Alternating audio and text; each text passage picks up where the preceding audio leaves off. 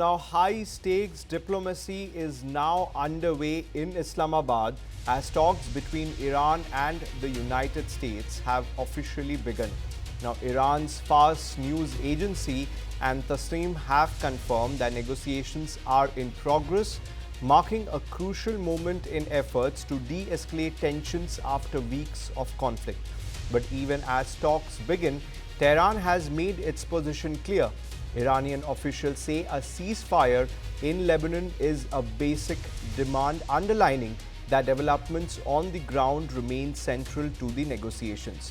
Now, Foreign Ministry spokesperson Ismail Bagher described that this as a particular moment, adding that diplomacy is effectively a continuation of conflict by other means.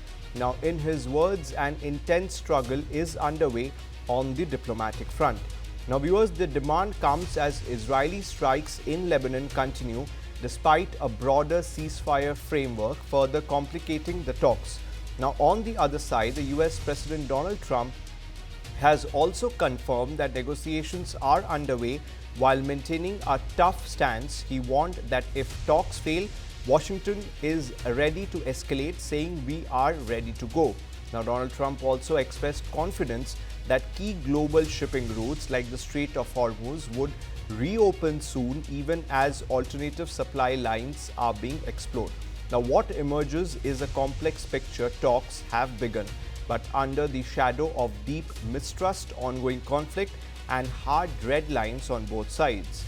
And viewers, as negotiation progress, the key question remains: can diplomacy overcome the battlefield realities, or will tensions escalate once again? Now, viewers, to discuss more on this, I'm being joined by Ambassador Jain Dasgupta, former ambassador to WTO, and Major General retired Rajan Kochar. Thank you, both of you gentlemen, for joining and speaking to News9. Now, I'll start with you, Ambassador Jain Dasgupta. Now, my question is that that the talks are underway and active fighting on the ground, conflicting claims about a deal. So, my question is, what is this really, a peace process or negotiations under coercion? In this case, since there have been hostilities from both sides, and the damage has been caused to Iran massively, of course, but Iran has also attacked the US bases in the Middle East, and it has attacked Israel as well.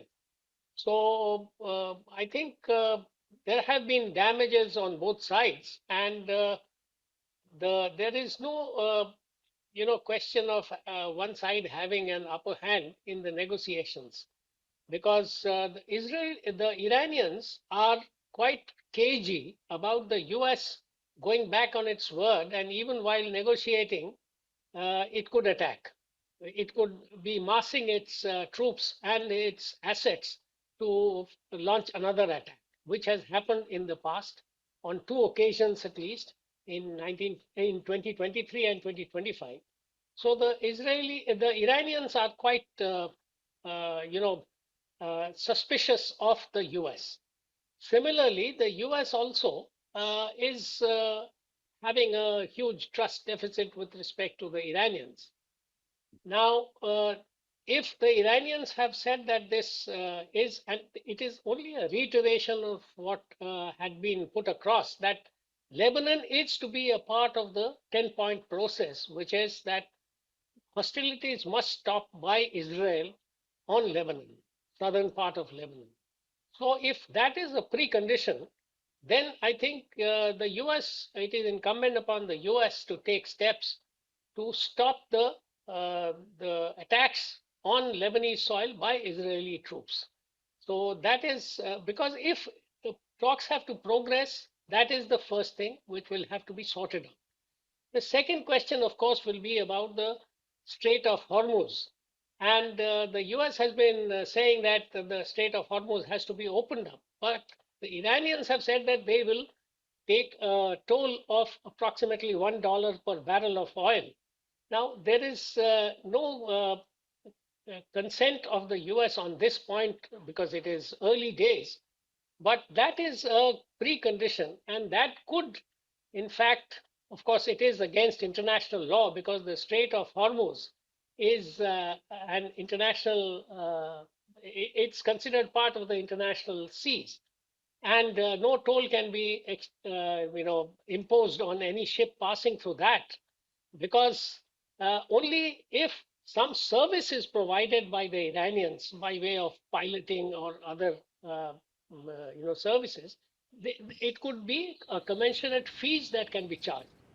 Now, if the Iranians are going to be allowed to impose a toll, that would be a departure, a very marked departure from the past. And the Iranians have also said that they would like to take that money either in Chinese yuan or in cryptocurrency. Because even if the US were to go back on its word and impose sanctions, cryptocurrency would not be able to be frozen, unlike the US dollar denominated assets that are remaining frozen by the US of Iranian government assets.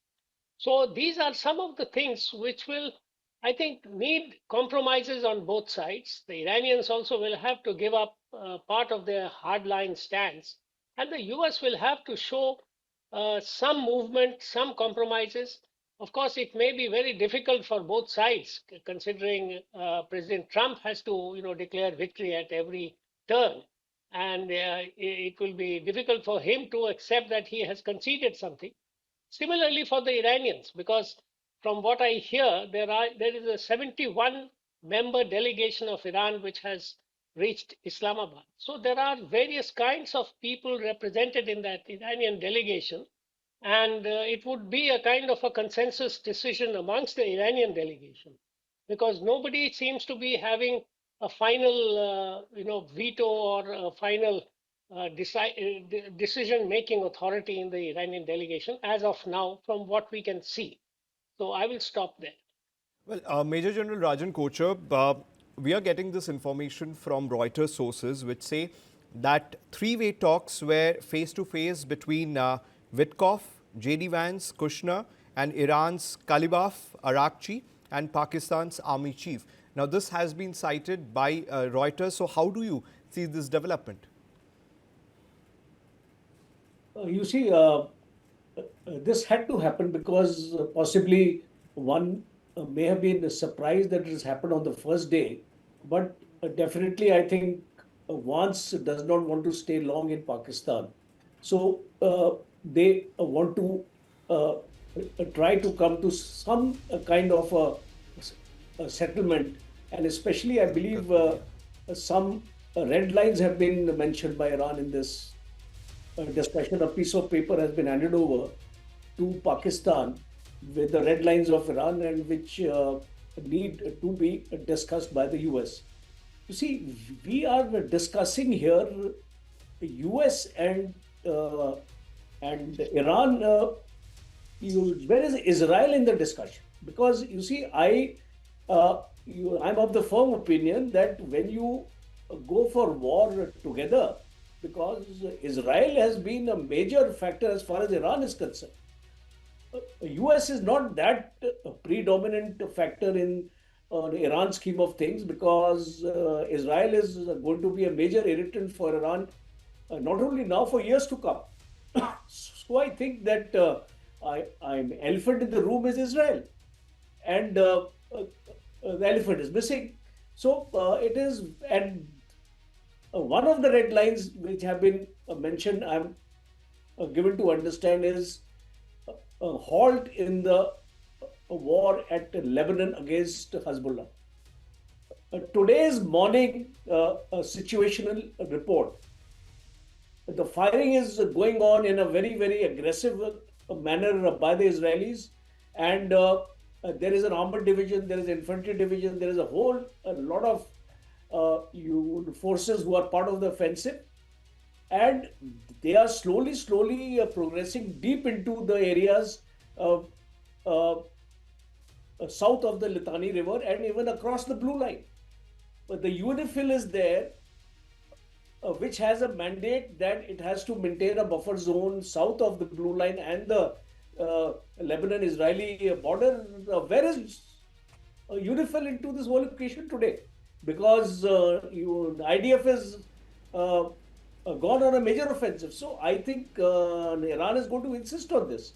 And no talks, you can talk about Strait of Hormuz, you can talk about all those things. That will come subsequently, because the first two important demands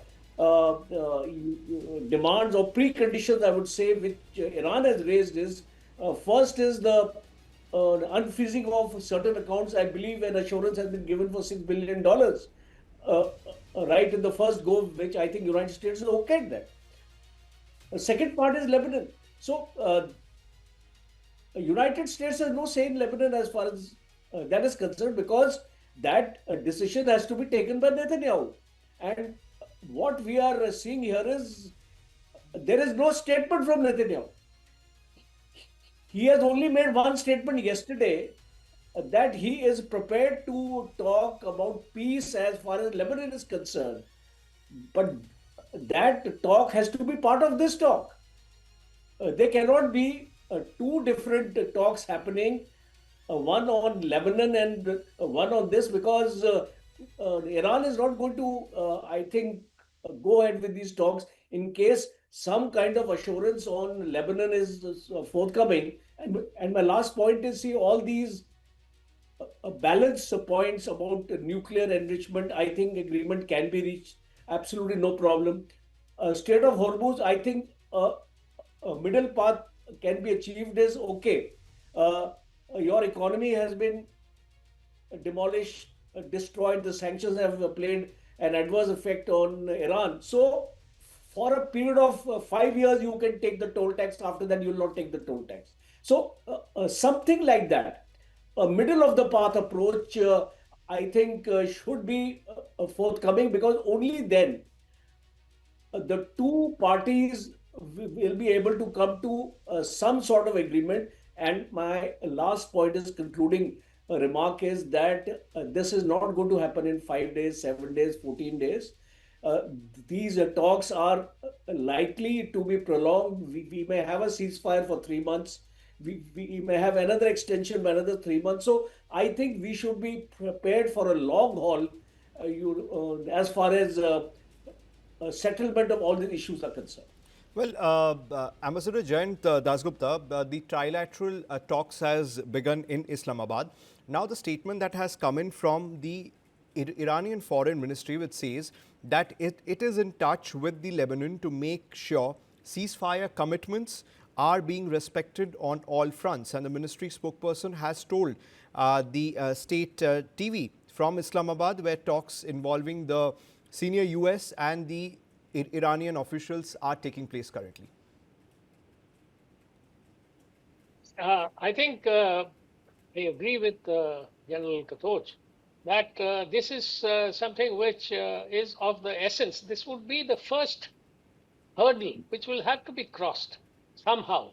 And I think the US, it is incumbent upon the US to put pressure on the Israelis, because the Israelis have led the US into this war. And the US did not have any major interest, having already said in June 2025 that the nuclear potential of Iran to make nuclear weapons has already been obliterated. So after that, what was the point in attacking by the US? Israel, of course, has a different set of objectives, and it wants to be the hegemon in the whole of the Middle East. No power should be able to challenge it in the near future, or in the medium term at least. So it is incumbent upon the US now to show some initiative and tell Israel in no uncertain terms that you must stop this war.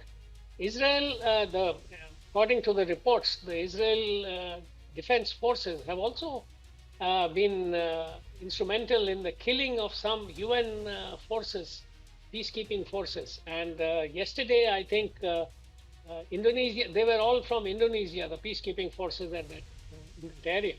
And the Indonesians and 69 other countries have condemned this killing of UN peacekeepers by the combatants.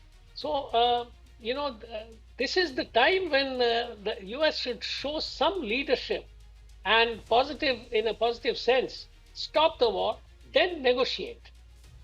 So that is of the essence. Lebanon is a part of this whole process. And the other point which I wanted to make is that Israel talking to Lebanon is all right, but the Hezbollah is different from the Lebanese government, and it acts outside its purview. It has a large following, I understand, in Lebanon. So whether the Hezbollah will actually agree to the terms that the Lebanese government agrees to with Israel is another thing which will have to be sorted out as we go forward. Major General Kocher, now a big statement, in fact, has come in from US President Donald Trump, who have described Iran as a failing nation, but expressed confidence that the key shipping route would reopen in the not too distant future. And he also said he has warned that if the negotiations do not go well, the United States is prepared to reset, saying we are ready to go. So it's a clear warning coming in from US President Donald Trump. This is a psychological warfare. It is a narrative warfare, as we see, and Donald Trump is an expert on this. Does he have the staying power? You see, as a military man, you analyze this 40 days war. Now, how much of ammunition America has expended? What is the manufacturing capability of ammunition of the American firms? And for each of the ammunition which is manufactured in America, 78% of the raw material comes from China, because rare earth elements, magnets, chips, semiconductor, everything is coming from China. So, and China has slowed down this process. So, you see, all these things are rhetoric. Trump also knows there is a strong domestic pressure on him. He is in badly need of an exit, and he wants to exit on a high note, and that's why he's making such statements. See, a simple thing which I have studied in negotiations is that once you are trying to have a negotiation with somebody, you cannot be slapping him on the face and a coercive kind of this thing. And you know how Iranians are reacting to the coercive statements being made by America, because a number of times Iran negotiators have made a statement that we are not going to discuss in an atmosphere of coercion. So I think Trump is not smelling this coffee at all. He is trying to make statements, trying to justify that he is winning the war and Iran is desperate for the ceasefire. It is the other way around. And if you see this meeting taking place, it is on the terms and conditions which Iran has set for itself. Those 10 points which are going to be discussed are those points which have been given by Iran, and not those 15 points which have been given by the US. So, and today I believe a list of red lines have been given by the Iranian negotiators to General Munir to be handed over to the Americans, because they are yet to come face to face with each other. They are in different rooms, and messages are being conveyed by the interlocutors like Pakistan and all. And Pakistan, you see, I would like to make a statement in the end that Pakistan has never been part of any kind of negotiations, and the ambassador, you mentioned one very important aspect is the lack of trust. So Israel also does not trust Pakistan at all, and the kind of statements being made by Israel and Pakistan, they don't even have diplomatic relations with each other. So I think the selection of Pakistan has more to do for the comfort level of Donald Trump, because Pakistan will do whatever Trump will tell Pakistan to do, so it becomes a one-sided kind of a thing. And of course, Pakistan enjoys a very close relationship with Iran, being you 900 kilometers of border is also there, and other ties are there with Iran. So to that extent, I think Iran also sees that Pakistan is a better option than Turkey, because Turkey was also being considered uh, as one of the countries to do this negotiation. So I think you see ultimately, and when we talk about Lebanon, actually it is Hezbollah. So we are loosely you referring the word you Lebanon all the time, but it is basically it is Hezbollah, and Netanyahu has invited the Hezbollah to come and uh, you have the peace talks with them to stop this kind of a thing. But I don't think that's going to work with Hezbollah, because Hezbollah is not a country who can be called for a peace talk, because it's an organization, a militant organization. You can call it terrorist organization. You can call it freedom fighters, or whatever it is. So I think it has to be decided here only. And Lebanon, Ambassador mentioned that Trump may try to convince Netanyahu. I don't know if he has the powers to convince Netanyahu, because uh, when he went for war, the talks were still going on, and the Israelis attacked Iran. So you see, I don't know how far Trump can influence Netanyahu in this whole game. So I think we'll have to wait and watch. Well, Ambassador Jayan Das Gupta, the Iran state news network Tasneem News had made a claim where they have saying that US destroyer returns from the Strait of Hormuz after Iran's firm warning, and they say that at the same time a serious warning was issued to the destroyer that it would be targeted if it approached the Strait of Hormuz, and this is the claim which has been made by the Iranian state media. Now, Mr. Jayan Das Gupta, we are seeing that till this particular time, a lot of claims and counter claims have been made by both the parties. As General Kocher mentioned, this is part of the psychological warfare and part of President Trump's tactics of holding out threats. He's constantly been saying that, you better agree to our terms or else. And this is not the right kind of environment or atmosphere in which negotiations can be conducted. So that is one thing. As far as Iran is concerned and the Strait of Hormuz, I think the Iranians have already made a claim that they have mined the Strait of Hormuz. And they have, the Hormuz Strait is at its narrowest point about 21 kilometers or so wide. And on those sides, on both sides, there are rocky outcrops which make it impossible to navigate for a heavy tanker. So it is only a 3-kilometer stretch in the middle which is navigable. And if the Iranians have actually mined it, and of course they would have, if they have mined it, they would have kept the details also of where the mines have been planted. So it would be foolhardy for the US to send a destroyer there, knowing fully well the kind of reaction that the Iranians would have, because the talks have just started, and it is too early to use that coercive overhang of the US Army to make progress. If the US is serious, then it should not have sent the destroyer.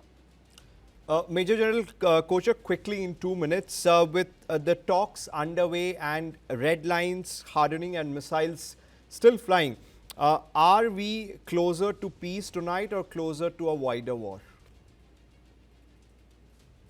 That's a $1 million question. I think none of us here will be able to give a prediction to that, because it's a very, very difficult one. But I will just make a sincere attempt here. You see, as I see things, is Trump wants to leave.